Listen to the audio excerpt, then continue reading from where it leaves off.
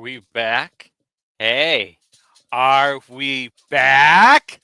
Yeah, yeah. Did you miss me? Hey, did you miss me? I missed you. I missed you a whole lot.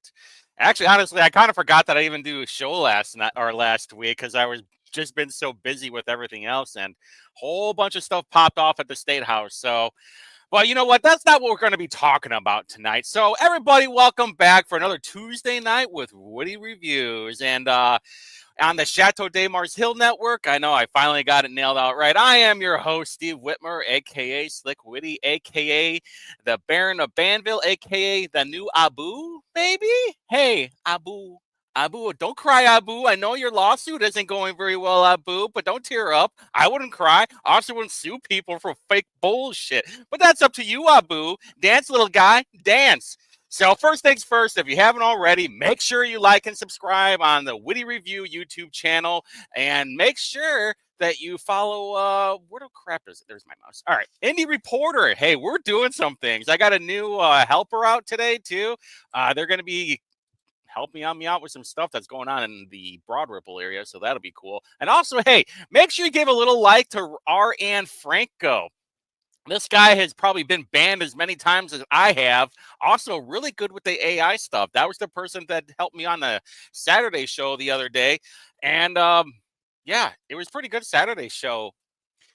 We were talking about our favorite ketamine cowboy, Jesse Brown, and how he got kicked out of the Democrat caucus by the black community. Hey, everybody, happy Black History Month.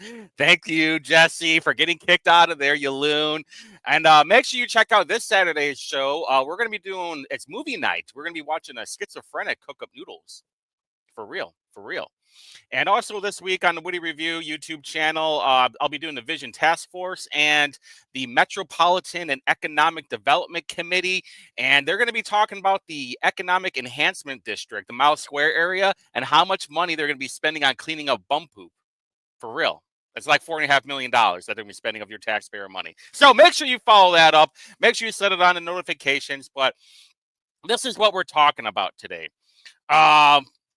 We're going to be talking about what's going on in Marion County and this Marion County GOP county chair race.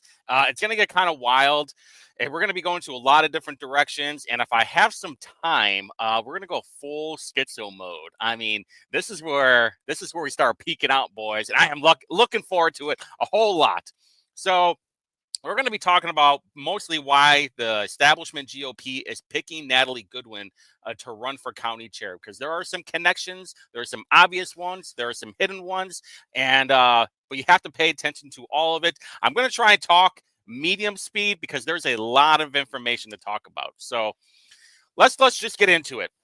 What's actually going on? Well, on March 1st, there's going to be a reorganization. All the county parties, whether you're a Democrat or Republican, will be meeting up, and they'll be voting in their new leaders, their new county chair, the vice chair, the secretary, the treasurer, all that stuff. And right at this moment, right now on Tuesday, what is today, the 11th, whatever it is, there are only two candidates. One is John Schmitz. The other one is Natalie Goodwin. And hey, Kiff, let's go. And right now, that's all that we know of, officially anyway, because Natalie is sending out information, and everybody already knows that John has planned on running ever since the general election from last year. So for those who don't know, I'll be talking about her first real quick of why they kind of started it. So she ran for city council in 2023. She didn't lose that bad to Nick Roberts, even though he's a 23-year-old twink who lives with his grandparents and has no full-time job. But he did raise a shit ton of money. He raised like $132,000. And Natalie raised like about $127,000. And I know what you're thinking right now. Whitty, why, oh, why would you post her address on there? I thought you're doxing, my friend. And I would say to you, no, you're wrong. That actually goes to a UPS PO box. I don't know how she got away with it, honestly, for real. I didn't know that was allowed. I know I've seen it with like state legislators, but like when you first file up the paperwork, I thought you had to give your actual address. That way, it's like it actually has the spot of where you're representing is where you live. That's the rules. So, hey, if in case anybody actually wants to go and check that out, go for it. I encourage it. So, there was a lot of money that was spent, but you know, she lost not by that much, but just over 800 votes. But the thing is, like Marion County has been a 60-40 district for a long time. A long time from anyways, because it's been I've only moved here in 2019. Let's look at the 2022 election. What the old Ryan Mears and Sidney Carrasco went head to head, and it was a 60-40 district basically, or a 60-40 count. This is something I want you to pay attention to. 90,000 people voted for, hey, beyond formal, let's go.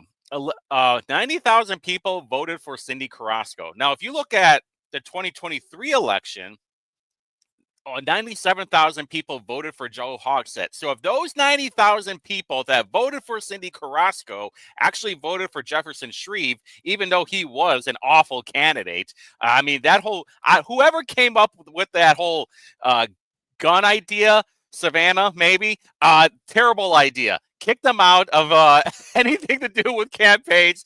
Never do it again. I don't want them anywhere near any kind of campaigns ever again. So we have to remember, like, Marion County is a tough one to win. However, this will tie into this later of why they will be running Natalie Goodwin. So this is Natalie Goodwin. And I know what you're thinking. Hey, you know, she's not bad looking. She's kind of cute, right? And I don't know, boys, girls, what do you think? Smash or pass? Hmm? pass, expired, gross, ew.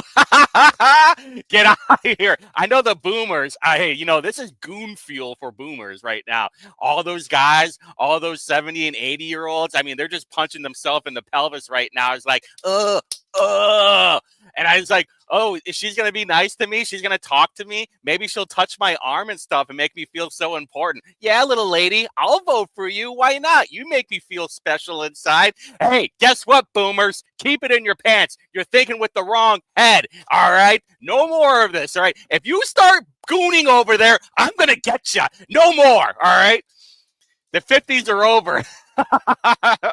But very interesting thought that happened too was our old pal Abu when he said on his gossip sheet, hey, to add a little more dash of crazy to the special sauce, March 1st is blah, blah, blah. And talks about Natalie Goodwin, talks about John Schmitz. And we've been hearing from PCs who are annoyed at Schmitz for several reasons. And the fact that he ran candidates against a lot of incumbents in last year's primary forced them to spend that money that could have been saved for the general election. He's also been bragging that he has the votes to win. Where have we heard that before? Oh, that's right. In last November's election, what were the end results? Andre Carson, 68, Schmitz, 28%. Hey, guess what? It's impossible.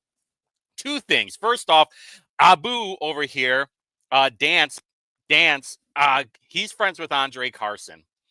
And two, that is basically an impossible district to win. And let's not forget, John didn't even get into that campaign until like June or July. I think that's what it was. Maybe it was May. I don't know. Whatever it was. It was in the summer. So he only had like 5-6 months to do the whole thing. He hadn't even been planning on it. And somehow he still got all of that. I mean, very impressive, don't you think? On a congressional run. Do you know how many people are in a congressional run or and voted in that election? A lot. Actually, it would have been higher if Rusty wasn't in there. Lolbertarians, am I right, boys? So here's the other problem too.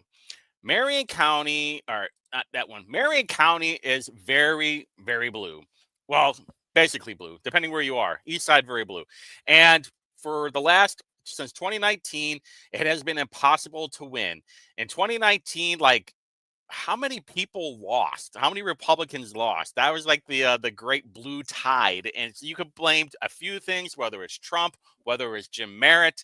I mean, basically just got their ass beat and really has never been the same. And this is why I pointed out many, many times of how many people have actually left Marion County too. Over 8,700. Actually, you know what? Hold on. Let's see if I can find this real quick. So over 8,700 people have left Marion County from 2020 to 2023. And then I found something else that was interesting today during this Vision Zero. I was reading their PDF, and I don't know if they're right on this, but where is it? I think like, oh, oh, there it is. All right, I'm just gonna plug it in right there. So it looks like, yeah, you can see it. All right, so this is the number that they're saying was in 2024, but 2024 census hasn't come out, but it was 879. So there might have been another 3,000 people that have left Indianapolis, which would be bananas for sure. All right, there we go. Let's try not goof this up. All right. So the basically what I'm saying is we're tired of losing. And right now, what are we going to do? Because we have a prosecutor's election next year, very important, and a mayor's election the following year, still important because it's all connected. And what do we have? 11 people that did not run for city council in 2023. It's just our leadership is crap right now. And I'm tired of being the only one that is noticing it. I'm tired of being the one calling it out constantly. I mean, here's the thing. Well, let me make sure I get my notes right now. All right. There's a lot of low-hanging fruit that the Marion County GOP is not taking advantage of. Let's take example. Example number one is that we have lost over 8,700 people in Marion County. There have been over 200 homicides for 5 years straight, and these aren't people that are working at McDonald's that are leaving. These are people that have the money and the resources to leave, which means what? All that tax money is gone. And if that number was right, another 3,000 people left Marion County or even Indianapolis to go to greener pastures to the outside county. All that money, that means it's going over there. I just saw, who was it? Sweater vest, greasy Chris Jensen, I think, posted something about there's like this $24 million facility that's getting built over in Noblesville. And guess what? Not happening in Indianapolis. Why would they? They're going to have a bunch of bums that they got to worry about jerking off in front of their office, or they have to step over poo-poo from the bums. It's like, why would anybody want part of that? And then you have a prosecutor, an actual prosecutor that wants to jail up IMPD officers. Yeah, that really happened. 2 of them that found not guilty. And this guy's probably going to be the new mayor of Indianapolis. Why would anybody want to be here? They'd rather go out to a county that actually cares about making sure there's no crime, making sure everybody's safe, and most importantly, making sure the roads are taken care of. And so in that example number 2, and I pointed this out like 2 or 3 weeks ago, we had that investigative committee, and they found that there was a concern or a complaint reported every single day from like when the website first opened to when that committee meeting happened. That means there were 13 of them. Low-hanging fruit. And then what else happened was the investigative committee also found out that the administration was using outside counsel. And who was it? Fager Drinker. And I think they gave over like $70,000 to Hogsett over the last 2 years. It might even been more. There was the 2 donations that I found that were obvious. So why is the GOP not talking about this? Am I the only one that actually cares about calling these people out? Am I taking crazy pills right now? I don't like it. It's crazy. All right. Moving on. So where is the GOP? That's what I want to know. And this lady's supposed to be our Lord and Savior now. She's supposed to be the leadership that's supposed to get us out of this dystopian hellhole. We're looking like RoboCop from 1992 right now, and I don't like it. So anyway, let's talk about Natalie Goodwin. All right. We have to go to the LinkedIn profile because this is the less creepy way of doing it. Right now, she works for a venture capitalist, Ivy Adventures. Previously, worked for Todd Young. Very important. Pay attention to that. Also, Suzanne Brooks. And that's about it. Then she worked at the Gap. I don't think it was the Gap, or something like that. All right. So then I gotta show this. There we go. Not to be outdone, though, also, her husband works for Indiana Healthcare Association as the director of government affairs. And how many times have I said, whenever there's government affairs involved, that means they're a lobbyist. Also, very, very establishment, works for Victoria Sparks, Department of the Interior, and the state of Indiana. And from what I heard from the old heads and Dan Coates' body man, I don't know. Hey, boys, what do you think that is when they say body man, huh? Sounds very Greg Taylor. What do you think? Very Greg Taylor-ish. So anyway, guy's a lobbyist, obviously, and that automatically spells no bueno. But we also need to look at the campaign reports. First off, look who the treasurer is. Megan Savage. All right. We're going to talk about here in a second, but I want to look at the campaign reports. Megan Savage gave her $1,000, which was her treasurer. Genevieve, Kyle Walker. Hey, Michael Paul Hart gave her $100. That's kind of weird, right? Because he was running for re-election too. The weird part I thought it was, whenever you're running for an election or a re-election, you're trying to save as many pennies as you can. So just to give $100 to someone who raised like over $100,000 is very unusual to me. Also, committee to elect Steve Collier, who I believe is the ex-mayor of Lawrence, and the Oorah PAC. Who's the Oorah PAC? That is Todd Young's own PAC. Doing research on this whole thing, I did not know that these congressmen and women have their own PACs. And I'll show you a couple of them. But anyway, also Brad Chambers, Kyle Pierce, who's a state rep. Yeah. Tim Sadiq. That one was really interesting. If you guys remember my Diego video, Tim Sadiq called up Rokita to try and get some of his family out of Afghanistan, and then ran some like cold storage or temperature controlled warehousing too. Very unusual. I thought it was just funny. Throwback. If you guys remember any of that stuff. Also, Jennifer Hollowell. If you guys don't know who that is, she runs Hollowell Consulting, very deep in the establishment, big time. But here was the one that really pissed me off. This one got me a tad bit upset when I saw the Indiana Republican State Committee, the IR, and here was the thing that pissed me off the most. I contacted the state committee so many times because I wanted some help with the mailing and postage. I just wanted some help on the postage. I would give you my money. It was the House Republican, HRCC, but this was the Indiana Republican State Committee on a local race, by the way, while I was running for state rep. And I couldn't even get an email back. This lady got over 21 grand, and I couldn't even get an email back? Really? I mean, if I had a chance to talk to Natalie Goodwin, I would be asking her this constantly. Hey, what the fuck is up with this stuff? Why can't I even get an email back and you got over too large? Or 20 large? That's crazy. Absolutely crazy. But anyway, all right, so we let's go back to her treasurer, because this is where we start connecting some of the dots. All right. Megan Savage was her treasurer. I'm going to start talking a little bit slow because this is where it gets kind of important. Megan Savage was her treasurer at the time. Who is Megan Savage? Works at the Heritage Group, vice presidential of affairs, founder advisor of Cloverleaf AI, which I thought was interesting. I went a little deep digging on that. Didn't find a whole lot. If you guys want to look into that, go be my guest. But also Suzanne Brooks, and worked with Suzanne at the same time, maybe not at the exact same time, but during that time that Natalie Goodwin was also working with her. Just a thought. Hey, this is kind of weird. The connections, we're connecting things, right? Why? Because the question is, why are they picking Natalie Goodwin other than against the boomers to Coom? It's got to be more than just that. All right.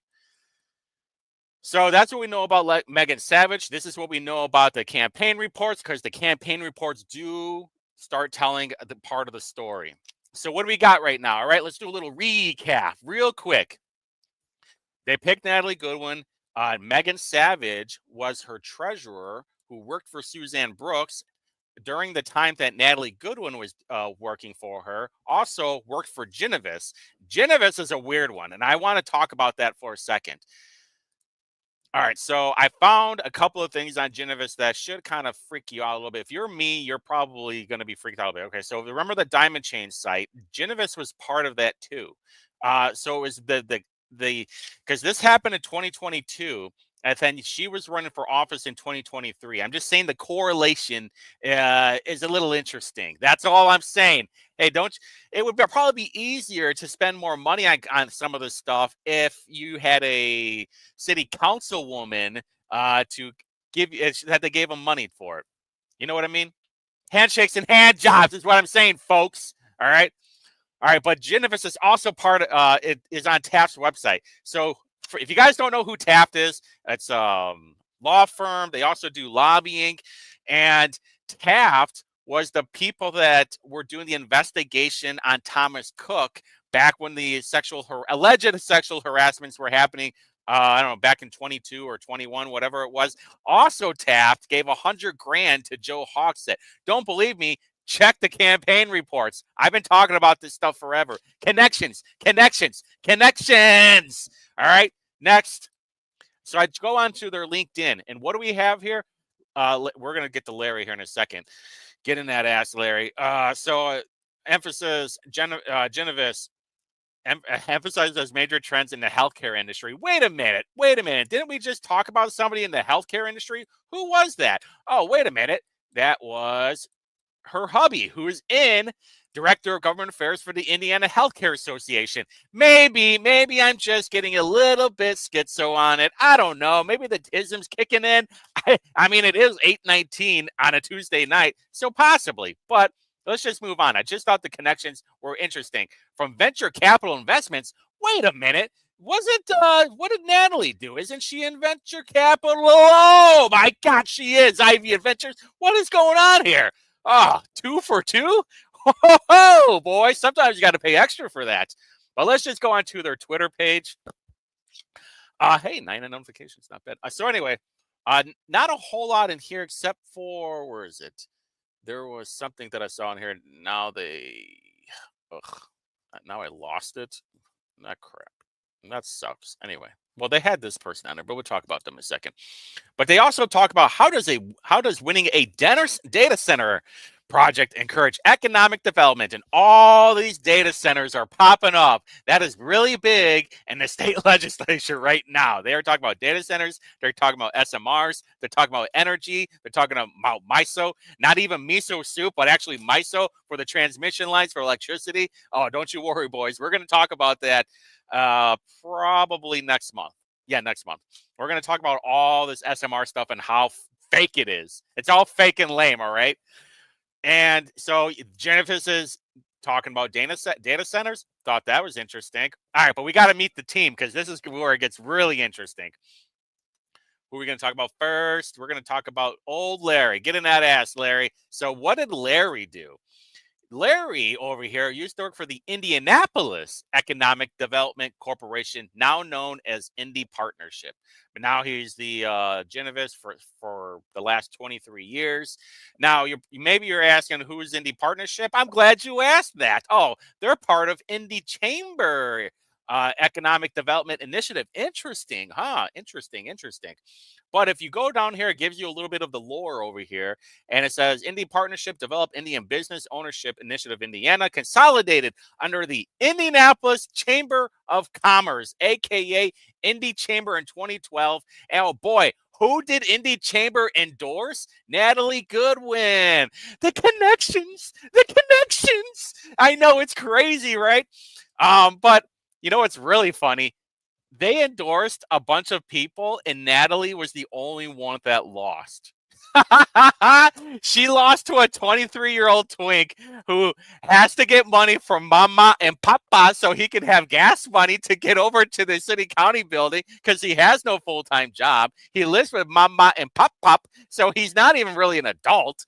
But somehow he's helping part of a $1.6 billion budget for the city. Really? That's who you lost to? I mean, I would have been okay with losing to the 10-time incumbent, to Andre Carson, than losing to this little freak.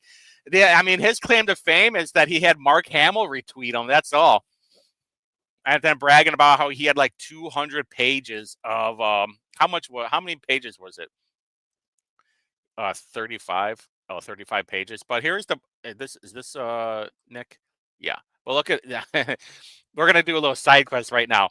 I remember him bragging about this, but look at these donations: $3, $2, $2, $5. This is what he was bragging about. I got 35. He was like, I got 35 pages of all these reports. I can't thank you enough. $5, $10, $3. And this is why he had so many pages, because he had so many of these low donations. It was a giant psyop, is what it was. I mean, don't get me wrong, 132 grand in donations is pretty freaking wild. Maybe he can go live with, maybe he can go get his own place now. All right, where was I? All right, boom and boom. All right, so Gerald Fraser. He used to work at the Indiana Economic Development Corporation. Very interesting. And then before that, the Indiana Department of Commerce. That's Gerald. And then we have their new person, Anastasia Jemedin Lowe, who actually worked at the new Indiana Economic Development Corporation. Here's my whole point of this whole thing. All right. In the IEDC development, all these people are all interconnected. They want their people in there because they know they can give more handshakes and more handy. And this is dangerous for us. All right. I need a little sipperino because we're about to go into the weeds right now. All right. I got to get my, give me 1 second. And here we go. We're done with that. Yeah, I got like 100 tabs. All right. All right, so there's Suzanne Brooks. Still boys. Hey, boys, girls. Right? Pass, right? Am I right? I mean, hey, hey, put in your pants. We're not talking about Suzanne Brooks. We're talking about a good one here. All right? Pass. Pass. All right, so if we're going to talk about, we got to talk about who Megan Savage is married to, because this is the most important part. The most important part. So where are we at right now? Natalie Goodwin is married to Nick Goodwin, who is a lobbyist for a healthcare company. Natalie Goodwin's treasurer, Megan Savage, is married to Cam Savage. Oh yeah. Oh yeah. Here's my favorite part. So Allie Bartlett over here, when Natalie Goodwin was running for office, Nick Roberts had sent out some negative mailers, and then Allie Bartlett defended Natalie Goodwin. And I do remember at that time, Natalie Goodwin had put out a video. It was like in this it was super weird because it was like a dark room. It was a sketchy camera. It looked like a snuff film. If you guys have ever watched snuff films, don't go into the wrong side of the internet. All right, you're not going to like it. But she was. But for those who don't know who I'm talking about, who Allie Bartlett is an elected Republican precinct committee woman, and she was helping out my Democrat opponent, Justin Moed. Now, one would call that a Republican in bad standing, but we know how the party works, and they're not going to do shit about it unless our good friend Johnny GOP becomes chair. Then we can boot out all the traitors, because we don't want any of that. We want winners. We want people that want to win. All right. We don't need any of these lobbyist pieces of shit in there, especially betrayers. We don't like betrayers. I mean, speaking of betrayers or people that we can't trust, we're going to talk about Cam Savage. All right. So Cam Savage got a bunch of money from Eric Doden when he was running for office. That's basically how I first heard about him. But also, he runs Limestone Strategies. Now, Limestone Strategies is another consulting company, and they helped Jefferson Shreve win his Congress run. And let's see, their website was not working like 2 weeks ago, and now it is. Let's see if I can refresh it. Okay, because the people that are on here are pretty interesting. Todd Young, Kevin Stitt, Aaron Huchan, Stephanie Bice, has Todd Houston, who is the current House Speaker for the IGA, Indiana General Assembly. And then I also had Chris Garton on there too.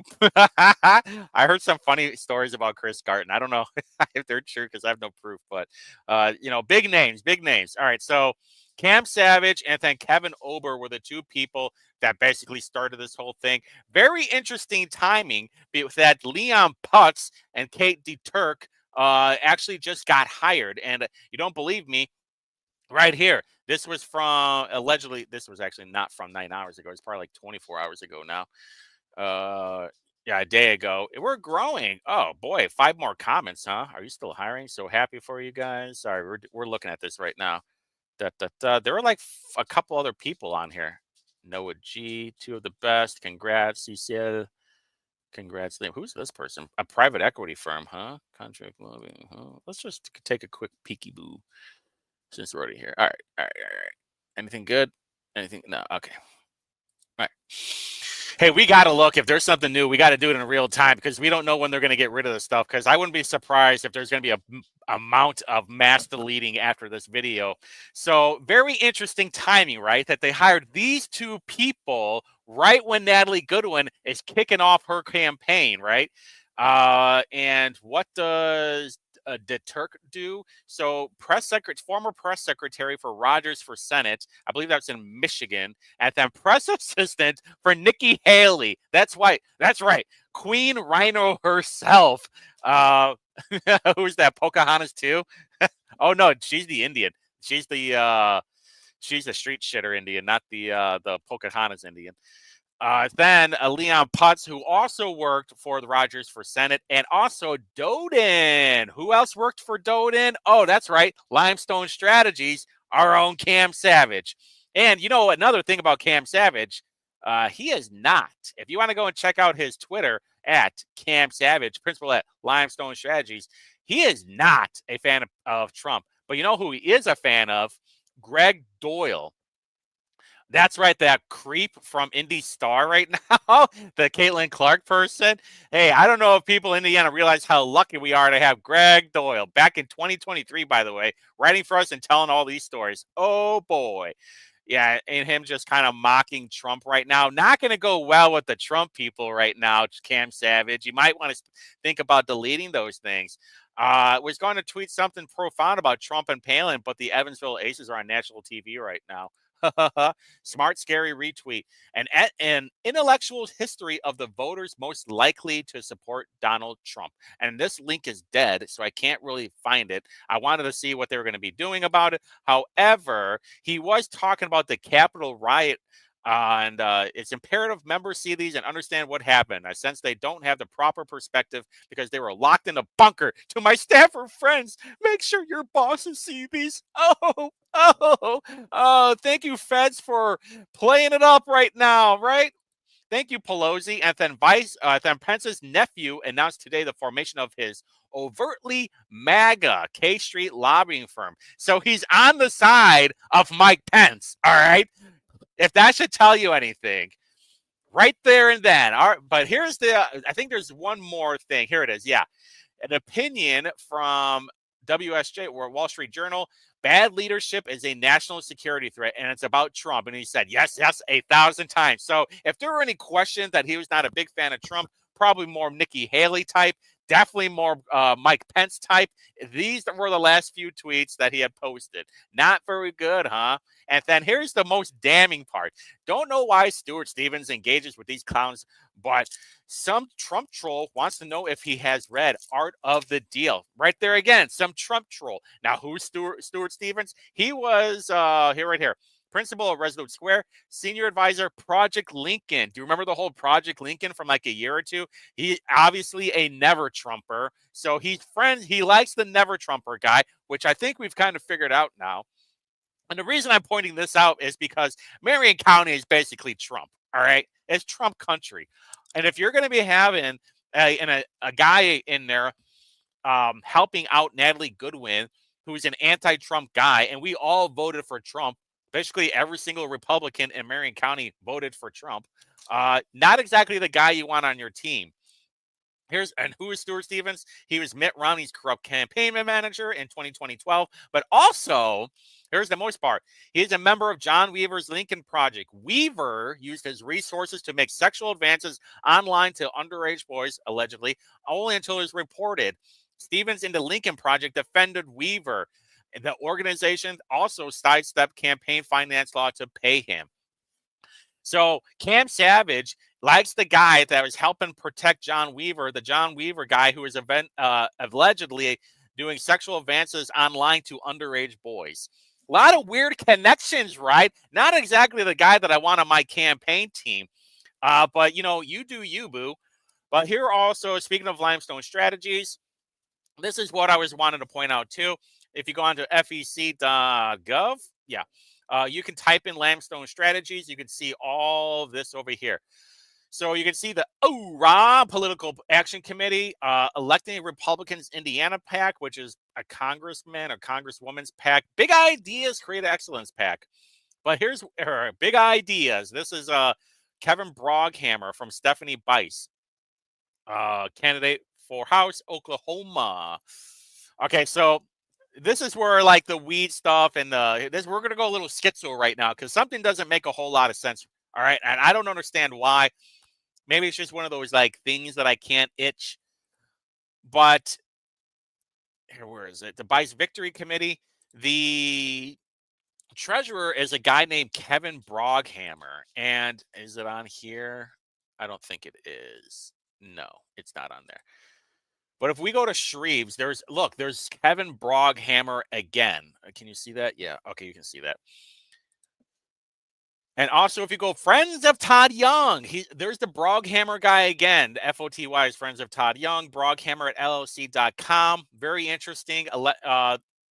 There was electing Republicans Indiana PAC. This is what I was saying, that these congressmen and women have their own PACs. Here's Aaron Huchin's PAC, basically, and the Oorah PAC is Todd Young's PAC. Shreve might be his, but what is he going to name it? What's Jefferson Shreve's going to, what's he going to name it? Oh, man. What is it? It's not autism. What's the other one? I don't know. I know Special Power. I know what it is. So Huchin for Congress. This is the only one that did not have Broghammer. They were with 3 Point Advisors. That's run by Derek Hugo. I asked around about Derek Hugo and 3 Point Advisors. Seems like a good guy, all that I can gather. So that's good. But here's the weird part. It was Broghammer.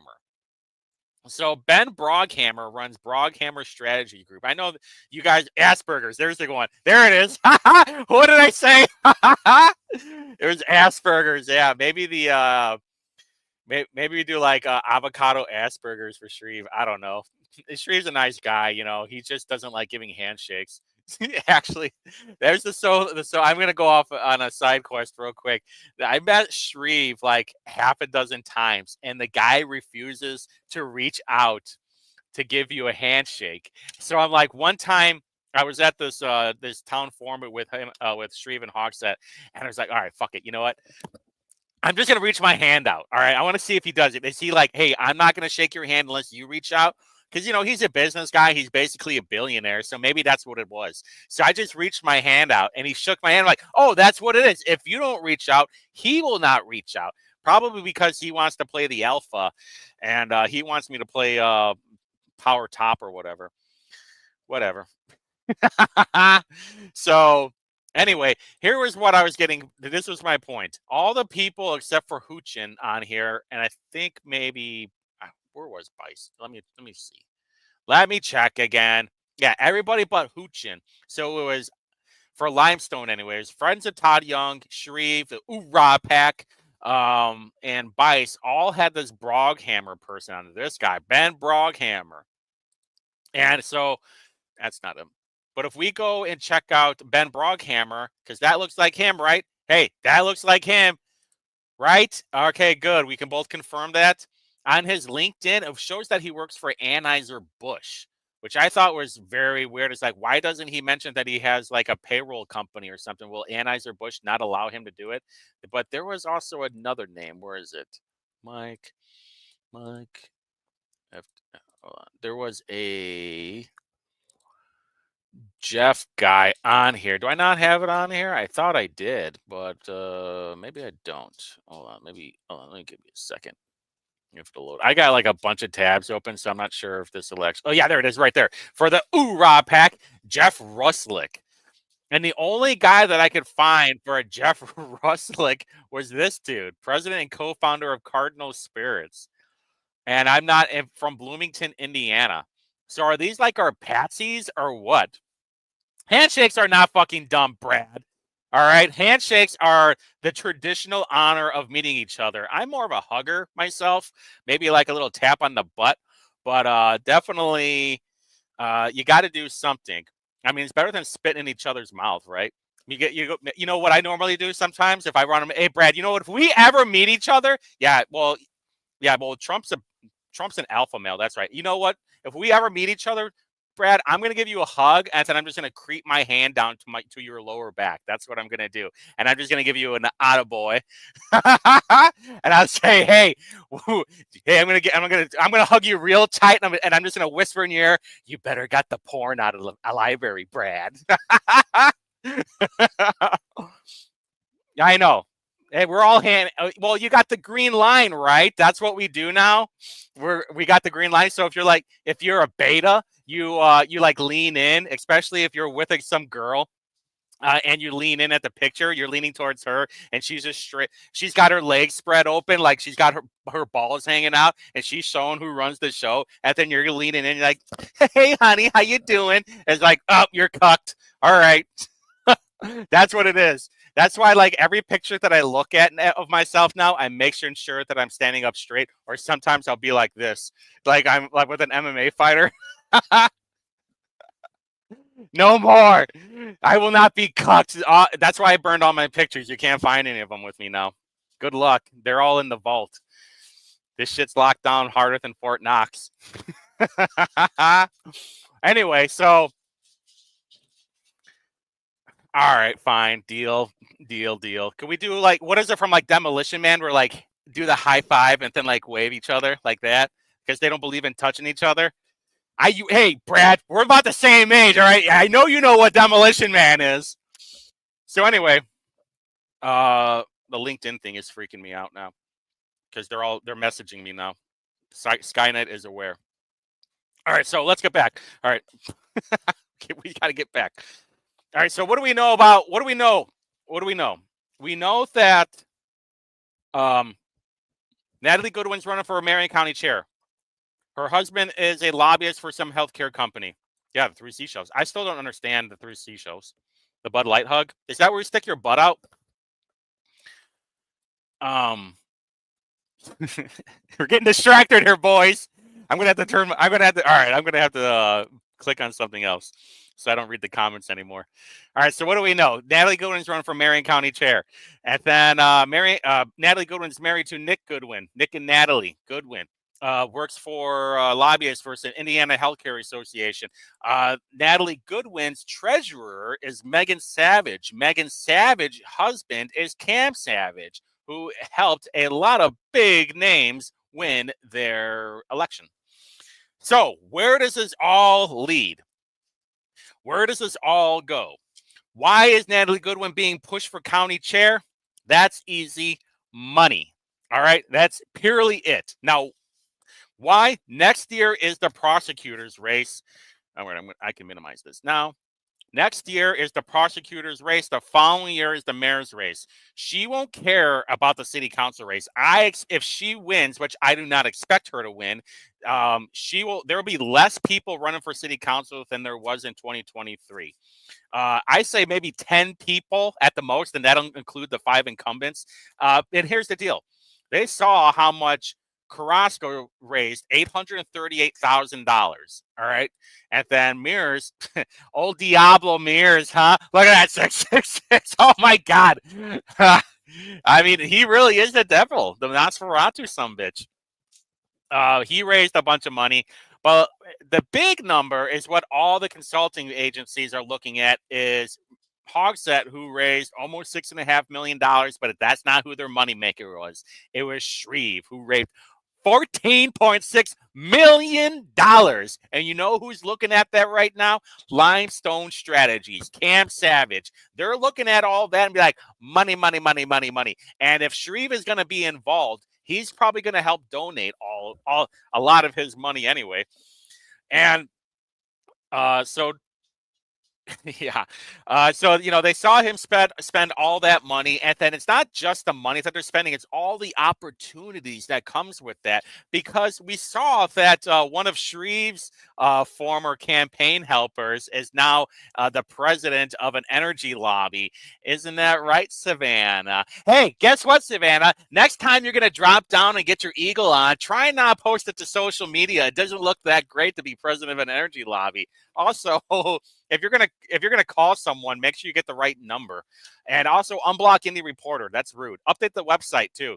Stop being so fucking lazy.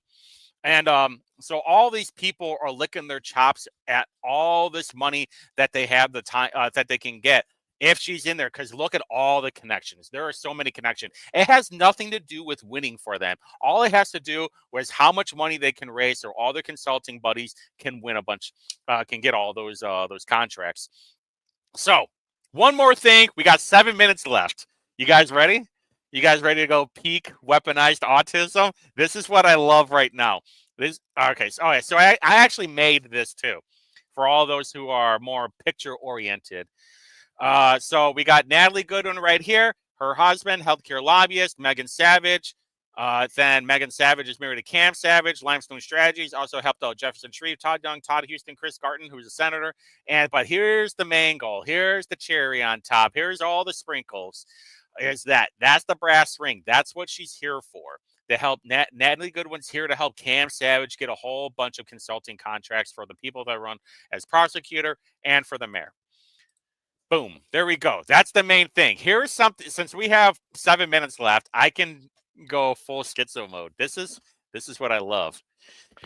This is what I spend my nights on, boys. This is what, when I first started doing the live shows on Saturday nights at 8 p.m. Eastern, make sure you check it out. We're watching schizo miso noodle making.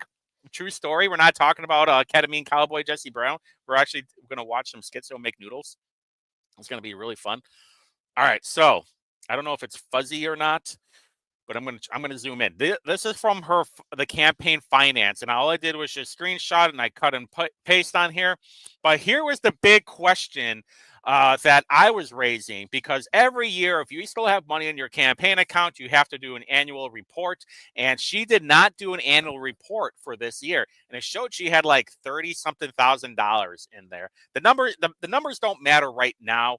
But look at how many amendments she had. Okay, so where was it? Right here, the annual. And then she didn't have anything. Then all of a sudden she had an annual. Then all of a sudden this happened like a week ago, maybe.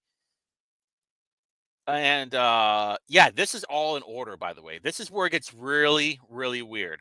Because if you look at the filing date, but then you look at all these that were filed, because the election division is allegedly saying that they fucked up the not filing it, that it was on them. But we're going to look at this real quick since we have like 5 minutes left. We're going to get out of here at 8:50. I made a promise, and I always keep my promise. So this was filed. Are we good? We're good. Okay, we're good. So this was filed on January 7th, but look at the date. The date that it shows that they brought it in was 2/7/25. Now this was an amendment. This was an order, by the way. All right, I'm not faking any of this. There are a few things that you want to look at. The signature of the treasurer and then the signature of the candidate. The candidate's supposed to write the date that they signed it. They did not. Same thing with this one. Did not for both of them. Same thing with this one. The candidate did not. But look at the signature for Natalie. Looks like chicken scratch. Even worse, chicken scratch. What the fuck is that? And then just like blah. It was like blah, And then this is more chicken scratch. I mean, this one you could say is Megan Savage, sure, but it doesn't have this. This looks like what is it, like the docu sign? That's what that looks like. And so very weird, right? So it showed that actually, because this showed it was the annual, right, that they allegedly lost. I thought this was an 11. This looked like my handwriting. That's how I write my 2 5s. This was freaking me out for a second. I had to go and look to see if they had taken my date, and then they posted on there, because I was gonna like, oh, there it is. That's the kicker, but it wasn't. And look at the chicken scratch. I know. Look at the chicken scratch. Another Megan. That looks like an M to me. That does not look like a Natalie. That looks like an M. Everything is looking a little weird. So this was the original. When you first file, you're probably going to put your best foot forward, because you're all bright-eyed and bright-eyed and puffy-tailed, however they say it. And you're just going to make everything perfect. Now look at that signature compared to those signatures. Not even close. Not even close. That's all I'm saying. This part is kind of weird. That it was that you signed it on February 7th, but it was filed on January 7th. That part is very, very weird to me. This looks like fraud to me. This looks like campaign finance fraud. Because my theory is that they're covering for her because someone brought it up. If you want to put your name in the chat, if you're watching right now, go ahead and bring it up. But I won't say your name. But they brought it up to the election division, and the guy who runs it, Brett Stinson, is like, "Oh yeah, we kind of messed up." Basically, is what he said, and then all of a sudden it showed up. It's like, well, that stuff just doesn't happen. Like they're not really doing anything. Who would file for her? Well, that's a great question. I have two theories, none that are probably right, but it's either Megan Savage or someone in the election office. That would be my guess. And yeah, it's clearly not her signature. If you're going to say you sign like that, and then all of a sudden, I can say like maybe that, definitely that, maybe. But that, what the fuck is that? So that's all I'm pointing it out. That's where I'm like, hey, you know what? This was my other point too. Imagine having people like me on our side, right? This is how we win elections. This is what the kids call weaponized autism. This is what the Annans do. The people that actually care. They're getting to the bottom of stuff like this, but to actually help the party. But somehow we're kicked out because we don't want traitors in there. We want people, we want leaders that are actually going to make Marion County better. We want leaders that will actually help us win. I mean, come on. It's really just that easy. And basically what the party is calling us, just like Hillary did, the basket of deplorables. The basket of deplorables. We're the misfits. We're the renegades. We're the pipe bombs. And it's like, no, we're the autists. And you think the power of the Annans can't be used to fix Marion County? I mean, look at just stuff like this. Look, this only took me a couple of days to get this all figured out. So, all I'm saying is if you want to win, if we want to take Marion County back and bring it back to its glory days, we're going to vote for John Schmitz and not Natalie Goodwin. This is what she's here for. It's just to help the money-hungry people get more money. But that's all I got. All right. I'm hoping that you liked the show. I'm hoping that you learned a lot. I'm hoping that on March 1st, we vote for Johnny GOP because next week, that's who's coming on Whitty Reviews. So until next time.